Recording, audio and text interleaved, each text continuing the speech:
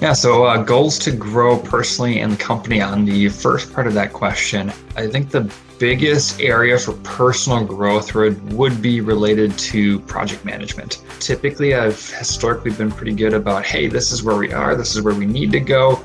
And then the nitty gritty of project implementation typically is underpinned by communication.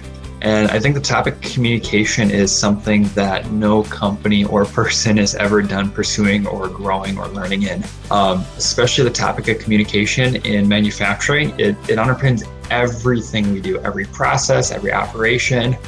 And so I think that's a big area of continued personal growth for me. For our company, we're really trying to make a difference within our community.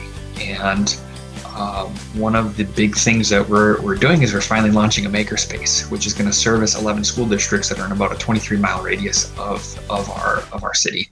And so that's one of the things that we're extremely excited about for this winter. All right, so three principles of what has contributed to our success from a leadership perspective. And the first one is I go back to mission and vision. And that's, how are you defining success? So why do you exist as an organization? And what is your goal and what are you trying to achieve?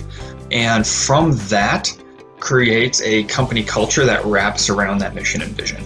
The second leadership principle being collaborative, that nobody achieves anything on their own. Like, you don't exist without your customers, you don't exist without your suppliers, you don't exist without your employees, you don't exist without your community. Business isn't over here and community is over here. You're all part of the same thing, and then you choose how active you are, and thus, how much value there is for being part of that community.